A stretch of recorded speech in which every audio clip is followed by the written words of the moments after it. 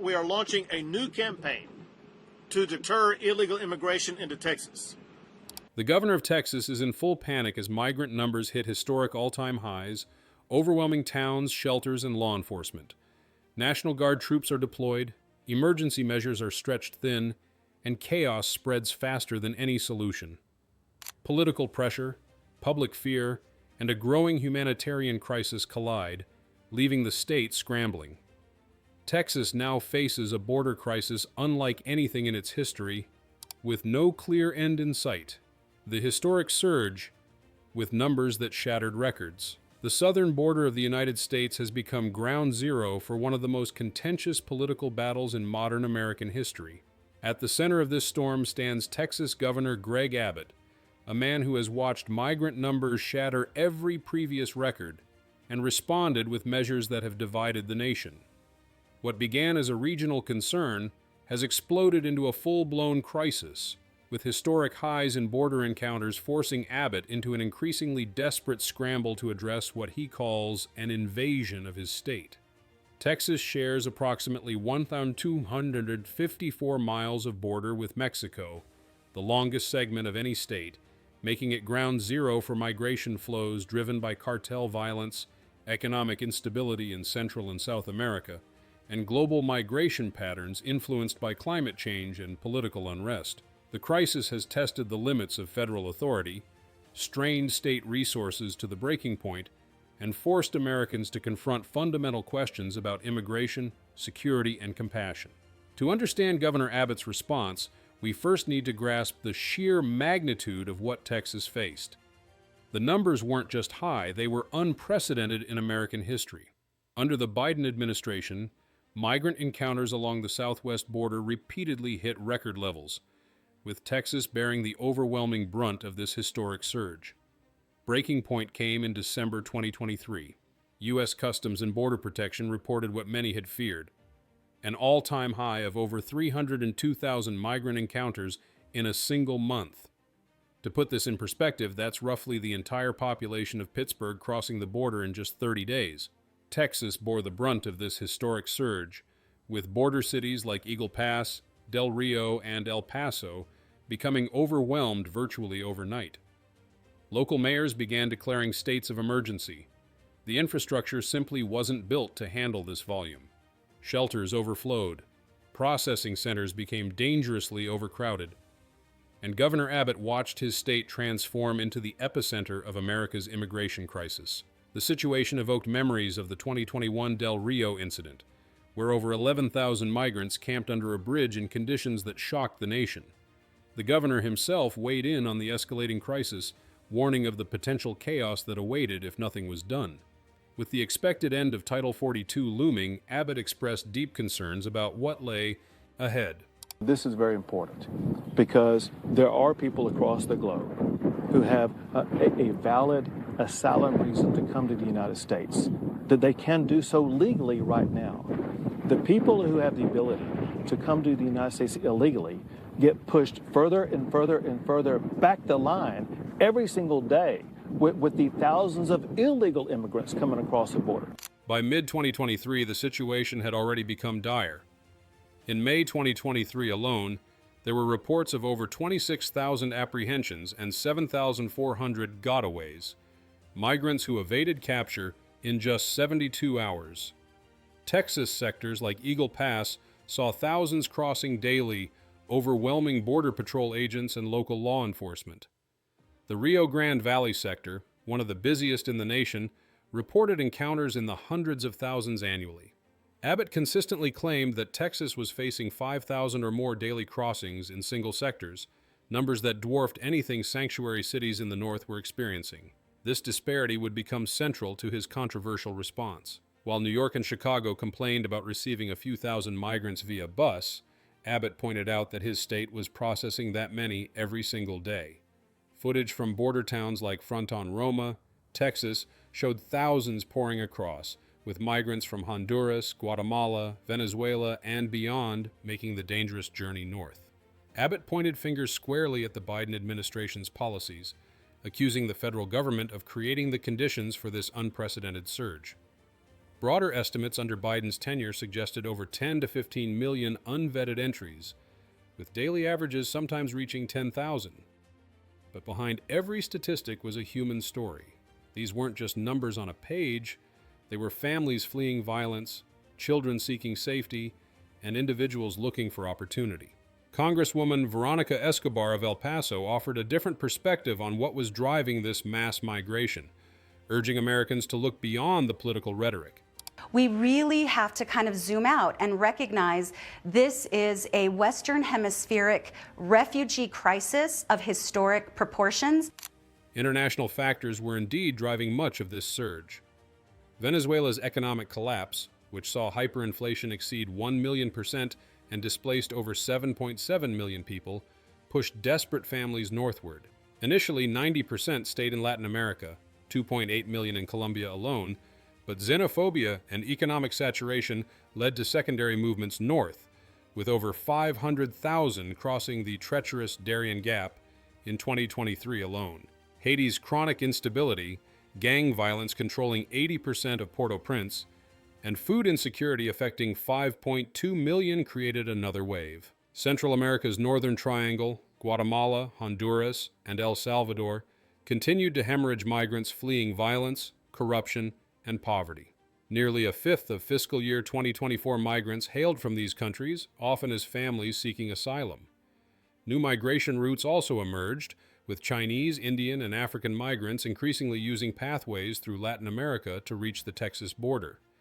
Chinese crossings surged due to economic woes, with over 24,000 apprehended in fiscal year 2023. Indians cited economic and political factors, with illegal entries rising sharply. Africans from countries like Senegal and Mauritania used similar paths amid instability. It was truly a global crisis converging on one state. As numbers continued climbing, Abbott escalated his rhetoric. He began describing the situation as an invasion language that echoed Lieutenant Governor Dan Patrick and would prove both galvanizing to supporters and deeply controversial to critics. This wasn't mere political posturing. Abbott was laying legal groundwork, attempting to invoke constitutional provisions under Article 1, Section 10 that might allow Texas to act independently of federal immigration authority. The governor deployed hundreds of Texas National Guard soldiers with riot gear ahead of Title 42's expiration in May 2023. He ordered the installation of razor wire along the border. We are adding more razor wire as we speak right now to make sure that we are doing even more to secure the border. We are going to make it impossible to enter Texas illegally, and that includes maintaining the National Guard on the border, building more border wall, just like what President Trump put up, as well as extending the razor wire wall in the state of Texas. And he launched what would become one of the most controversial state-level immigration programs in American history. Abbott's advisors warned of humanitarian crises. Towns across Texas reported being overwhelmed by tens of thousands of migrants. The governor accused the federal government of creating chaos and an unprecedented surge, setting the stage for his dramatic response. Abbott's response and billion-dollar battles. Faced with what he characterized as federal abandonment, Abbott didn't wait for Washington to act. He launched a multi-pronged assault on the crisis that would cost Texas billions and reshape the national immigration debate. His approach combined military-style operations, political theater, and aggressive legislation in ways no governor had attempted before. In March 2021, Abbott launched Operation Lone Star, deploying the Texas National Guard and Department of Public Safety to the border in unprecedented numbers. The operation has since cost Texas over $11 billion, funds diverted from other state priorities including education, infrastructure, and health care, and has become the centerpiece of Abbott's border strategy. The results, according to Abbott's office, have been significant. Over 530,800 apprehensions, 50,470 criminal arrests, and seizures of 623 million lethal doses of fentanyl. The Texas Department of Public Safety and National Guard collaborated on barrier installation, surveillance operations, and enforcement activities that stretched along hundreds of miles of border. Critics, however, questioned these numbers and argued that the massive expenditure had done little to address root causes of migration. Reports highlighted inefficiencies and humanitarian issues. Some analysts noted that many apprehensions simply diverted resources from federal operations rather than creating net security gains. The Immigrant Legal Resource Center called the costs untenable. Perhaps no Abbott policy has generated more controversy than his decision to bus migrants to sanctuary cities across the country. Launched in 2022, the program has transported over 102,000 migrants to cities like New York, Chicago, Denver, and Los Angeles, costing Texas more than $148 million. By 2025, costs and numbers continued to draw both praise and criticism. Abbott defended the program as a way to highlight the crisis and share the burden with cities that had declared themselves welcoming to migrants. He pointed to the chaos his buses created in northern cities as evidence of what Texas had been dealing with alone for years. The program, he argued, raised awareness in ways nothing else had. When asked about the program, Abbott insisted migrants choose their destinations voluntarily. Before anybody gets on a bus and goes anywhere, they go voluntarily. They self-identify what city they want to go to. So New York is purposefully chosen by the migrants as a location to go to, point one. But point two, the only place that they are typically going to are cities that self-identify as sanctuary cities, which may be one of the reasons why some of the migrants choose to go there. The program achieved Abbott's goal of raising awareness in dramatic fashion. New York City's mayor warned the influx could destroy the city. Chicago began seeking federal aid. Massachusetts activated the National Guard. Los Angeles threatened lawsuits. In Denver, the buses contributed to an 8% population spike without corresponding real estate benefits, straining the city's resources. Abbott pushed the Texas legislature to pass increasingly aggressive immigration measures. The 89th legislative session introduced nearly 24 immigration-related bills with mixed success. Senate Bill 4 would have allowed state arrests and deportations for illegal entry, a direct challenge to federal authority that asserted state power in unprecedented ways. While courts ultimately blocked SB 4 as unconstitutional under the Supremacy Clause, a 2-1 decision by the Fifth Circuit in July 2025, it signaled Abbott's willingness to push legal boundaries and force the federal government to respond. The bill remains under appeal, a symbol of the ongoing federal-state conflict. The legislative battles continued, with some measures passing and others failing. There being 89 ayes and 50 nays, Senate Bill 8 passes third reading. Senate Bill 8, signed by Abbott in June 2025 during a ceremony in Fort Worth, requires county sheriffs to enter 287G agreements with ICE, mandating local cooperation with federal immigration enforcement. The law includes a grant program providing $80,000 to $140,000 per county to offset costs, effectively ending sanctuary policies across Texas and expanding local officers' authority to serve federal immigration warrants. Senate Bill 36 created a dedicated Homeland Security Division within the Texas Department of Public Safety to coordinate multi-agency efforts. Under the new federal-state partnership, Texas state troopers gained expanded powers that alarmed civil rights advocates, while supporters celebrated enhanced enforcement capabilities. Between the state and the federal government. The State Highway Patrol will now have some of the same authority as ICE. As the News 4 I-Team's Jordan Elder explains, this is leading to new fears about racial profiling on the roads. The expansion meant that by late 2025, nearly every Texas county would need to have some form of ICE's partnership implemented, fundamentally changing the relationship between local law enforcement and immigration policy. About 150 counties have already complied, including major jurisdictions like Bayard County, though approaches vary significantly in their implementation. The aftermath. The consequences of Abbott's aggressive response and the historic migrant numbers that prompted it continue to reshape Texas and the national conversation about immigration. The landscape in 2025 looks dramatically different than just 2 years earlier, though the underlying divisions remain as sharp as ever. By 2025, the landscape had dramatically shifted. Border encounters plummeted to historic lows, down 79% from the 2024 peak. The Big Bend sector in Texas saw a 74% decrease, and nationwide southwest border apprehensions hit their lowest level in half a century. May 2025 alone saw just 8,725 encounters, down 93% from prior peaks. Abbott claimed vindication. His office pointed to Operation Lone Star's 87% reduction in Texas crossings as proof his methods worked. Border towns that had been overrun just years earlier now reported quiet streets. The combination of enhanced state enforcement, federal policy shifts, and international agreements had dramatically altered the situation on the ground. The change was visible in border communities themselves, where residents experienced the transformation firsthand. Since Donald Trump has become president, we don't see illegal crossings. 1 year later, life is different.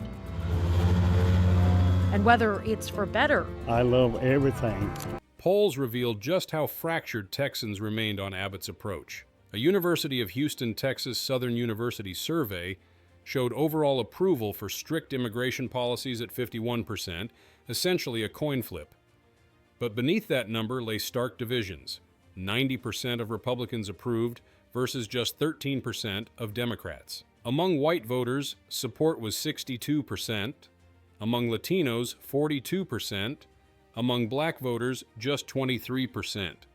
Gender differences also emerged, with 58% of men approving compared to 45% of women. Support for specific measures varied significantly. Sending U.S. military to the border garnered 58% support, and using local law enforcement for detention saw 54% backing. But workplace raids were evenly split at 50-50, and suspending most asylum applications faced majority disapproval at 58%. Notably, 70% of Houston area residents favored increased pathways to citizenship. The economic impacts were real and deeply felt. Texas companies increasingly reported difficulty hiring workers, with a quarter relying on foreign-born labor, up from 15% just a year earlier. A new report shows Texas is feeling the impact of immigration policy more than almost any other state. The Migration Policy Institute says about 2 million immigrants in Texas are living here without legal status, second only to California. And new data from the Federal Reserve Bank of Dallas shows those policies are hitting some businesses hard. As enforcement ramped up, humanitarian concerns mounted. Reports emerged from detention facilities like Camp East Montana at Fort Bliss, describing physical abuse, medical neglect, and inhumane conditions. The facility housed over 2,700 detainees who reported beatings causing broken teeth and hearing loss, inadequate food causing weight loss and illness, sewage-flooded tents, and limited legal access. A coalition including the ACLU and Human Rights Watch demanded closures in December 2025, citing 60 standards violations and at least one detainee death, Francisco Gaspar Andres, from untreated organ failure. ICE denied abuses, emphasizing care provision, but advocates argued the system had become, in their words, a monster of our own making. The stories from border communities captured the human complexity of the crisis.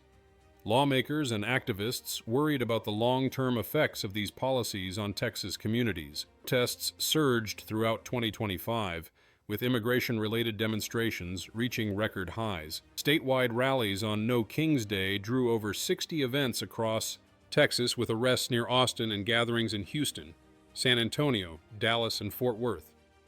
Anti-ICE protests filled downtown San Antonio streets, with National Guard troops gathering nearby. In border communities themselves, the debate played out in deeply personal terms. Starr County, one of the poorest in the nation with a median household income of $38,000, became a microcosm of the national divide. For some residents, the changes were welcome, but for others, the economic pain overshadowed any security gains. Food prices soared, and customers stayed home. Small businesses struggled to survive. Even some Trump supporters expressed concerns about enforcement methods, revealing the nuanced views many held. Throughout this crisis, the conflict between Abbott and the federal government remained a constant. The Constitution's Supremacy Clause, supported by 150 years of Supreme Court precedent, establishes immigration as a federal domain. Courts repeatedly ruled that states cannot create independent deportation systems or implement measures that conflict with national policy. Yet Abbott continued pressing boundaries. In January 2025, he issued 5 executive orders to partner with federal agencies, deploy barriers, share intelligence on cartels, and identify state facilities for detentions. The Texas Tactical Border Force, 400-plus soldiers with aircraft, deployed to high-risk areas. Joint operations with Border Patrol intensified. Texas became, in the words of observers, a testing ground for how states could challenge federal immigration authority. The state accounts for 1 in 4 ICE arrests nationwide, with rates doubling in 2025. Local jails facilitated 58% of apprehensions. This collaboration supported the goal of 1 million deportations annually, while raising questions about the proper limits of state power. The immigration crisis that pushed Governor Abbott to his breaking point has left lasting marks on Texas and America. Over $11 billion spent on Operation Lone Star. More than 100,000 migrants bussed to cities across the country. New laws fundamentally changing local law enforcement's role in immigration. Detention facilities filled with thousands. Communities transformed. The border community voices capture the tension that remains, a tension between security and compassion, between law and humanity, between federal authority and state action. Polls show 70% of Texans favor increased pathways to citizenship, suggesting appetite for reform beyond enforcement alone. Economic perceptions play a key role, with 74% viewing legal immigrants as having a positive impact on Texas's economy, and 63% believing undocumented immigrants fill jobs Texans avoid. But with political polarization deepening and immigration remaining a lightning rod issue, finding common ground seems as elusive as ever. What's clear is that the historic migrant surge of 2023 to 2024 transformed both Abbott and Texas. A governor who some accused of panicking instead doubled down on the most aggressive state-level immigration response in modern American history. Whether that response was necessary leadership or dangerous overreach depends entirely on who you ask. One thing is certain: the consequences of those record-breaking numbers and Abbott's unprecedented response will be felt for generations to come. The story of Governor Abbott and the historic migrant surge is ultimately about how crisis can drive policy to extremes. When numbers shattered every record, Abbott faced a choice: wait for federal solutions that might never come, or take matters into his own hands regardless of the legal, financial, and humanitarian costs. He chose to act. Whether history judges that choice as courageous leadership or dangerous overreach, the impact is undeniable. Texas spent billions. Thousands of migrants were bussed across the country. Local police became immigration enforcers. Detention facilities filled, communities divided, and in border towns from El Paso to Starr County, ordinary people continue living with the consequences, some grateful for quieter streets, others struggling with an economy transformed, and all caught in the crossfire of America's unending immigration debate. The numbers may have dropped, but the questions Abbott's response raised about federalism, about humanitarian obligations, about what we owe both citizens and migrants, those questions aren't going anywhere. As one border mayor put it, they're families of immigrants who believe in law and order. That tension between heritage and enforcement, between welcome and restriction, defines not just Texas but America itself. How will Texas manage the historic surge of migrants without descending into crisis? Can the governor's actions prevent chaos or make the situation worse? Share your thoughts in the comments.